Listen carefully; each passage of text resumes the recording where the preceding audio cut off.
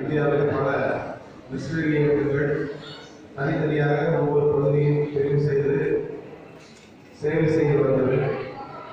அநேகர் கிறிஸ்துவுக்குள்ளாக உள்ளார்கள். குறிப்பாக ஒரு மிஷனரி இயக்கம் வேலை செய்து கொண்டிருக்கிற இன்னொரு இயக்கம் வேலை செய்யக்கூடாது என்று அவர்கள் திட்டமிட்டு வேலை செய்து கொண்டிருந்தார்கள்.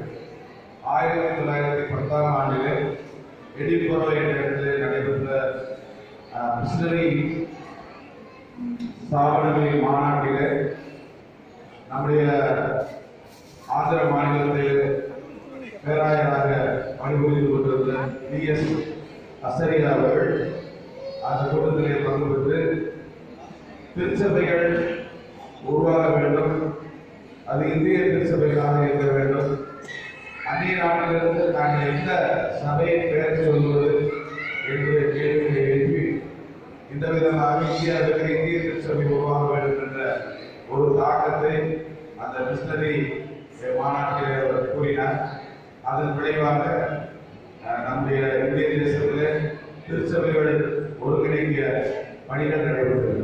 முதலாக ஒருங்கிணைக்கப்பட்ட திருச்சபை 1908ஆம் ஆண்டில் SIUC south Indian union church என்று முதலாக அமெரிக்கன் மிஷன் மதுரை வேலூர் பகுதியில் இருக்கிற அமெரிக்கன் மிஷனும் திருநெல்வேலி கன்னியாகுமரி மற்றும் கோயம்புத்தூரில் இருக்கிற லண்டன் மிஷன் LMSம் சேர்த்து அது ரெண்டுமே காம்யூனிகேஷனல் சர்ச். அவங்க சேர்த்து முதலாக சவுத் இந்தியன் யூனியன் சர்ச் என்று ஆரம்பித்தார்கள். 1921ஆம் ஆண்டிலிருந்து எல்லா திருச்சபைகளுக்கும் ஒருங்கிணைப்பு மாநாடு நடைபெற்ற ஆரம்பித்தது. நம்முடைய மதுரை திருமண்டலத்தின் சார்பாக அமெரிக்கன் மிஷனின் சார்பாக நம்முடைய பகுதியைச் சேர்ந்த திருக்குவார் அவருடைய சொந்த ஊர் சத்யாக என்று அவர் நம்முடைய அமெரிக்கன் சபையின் சார்பாக ஒரு உறுப்பினராக அந்த கூட்டத்திலே கலந்து கொண்டார். ஆங்கிலிக்கன் சபையின் சார்பாக VS நசரியா அவர்கள், பாப்புலி சபையின் சார்பாக பாப்புலேரிய மெதடிஸ்ட் சபைகளின் சார்பாக YMCA உன்னுடைய அவருடைய பொதுச் செயலத்தில் இருந்தார்.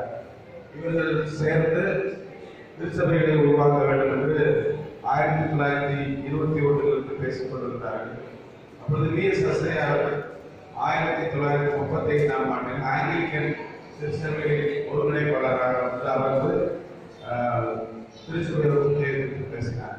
அப்பொழுது வட இந்திய பகுதிகள் ரொம்ப ஸ்கேண்டா இருந்ததுனால தென்னிந்திய திருச்சபையை உருவாக்க வேண்டும் என்று இவர்கள் அமர்ந்து பேசி அதன் விளைவாக ஆண்டுகள் கூடி பேசியதன் விளைவாக நம்முடைய தென்னிந்திய திருச்சபை 1947ஆம் ஆண்டு செப்டம்பர் 27ஆம் தேதி மெட்ராஸில் இருக்கிற கத்தீட்ரல் ஆலயத்தில் வைத்து பிரகடனம் செய்யப்பட்டது. முதலாக 14 திருமண்டலங்கள் அந்த தென்னிந்திய திருச்சபையிலே இருந்தது. அதில் மதுரை உறவை திருமண்டலம் ஒன்று. நம்முடைய முதல் பேராயர் மியூபிகின் அவர்கள் மதுரை சர்ச்சில் வந்தவர். அவர்கள் நம்முடைய திருமண்டலத்தின் முதல் பேராயராக நியமிக்கப்பட்டார். அவருடைய சிறப்பு கூடுகை வந்து அமெரிக்கன் கல்லூரி கல்யாணத்தில் வைத்து நடைபெற்றது. அன்றைய நம்முடைய திருச்சபை முக்கியஸ்தர்கள் அமர்ந்து அவரை பேராயராக ஏற்றுக்கொண்டார். அது முதல் நாம் இப்பொழுது 6 பேராயர்களை நாம் சந்தித்திருக்கிறோம். இந்த 6 பேராயர்களின் காலத்தில் 70 ஆண்டுகள் இந்த திருச்சபை பல விதங்களிலே முன்னேற்றம் பெற்றிருக்கிறது. இதுதான் நம்முடைய தென்னிந்திய திருச்சபை சுருக்க வரலாறு. இதை நாம் நினைவு உலகத்திலேயே பெரிய திருச்சபை தென்னிந்திய திருச்சபை தான். நம்ம திருச்சபை தான். அதில் நீங்களும் நானும் உறுப்பினராக இருக்கிறதுக்காக ஆண்டவருக்கு நம்ம நன்றி செலுத்தணும். ஏன்னா ஒரே திருச்சபையாகன்றது ஆண்டவர் எண்ணம், ஒரே தந்தையும் ஒரே வெளிப்படும். ஆக அதுக்கு முன்னோடியாக திகழ்வது நம்முடைய தென்னிந்திய திருச்சபை. 1972 வட இந்திய திருச்சபை உருவானது. ஆகையினாலே நாம் இதை மனதிலே கொண்டு நாம் போக முடியும்.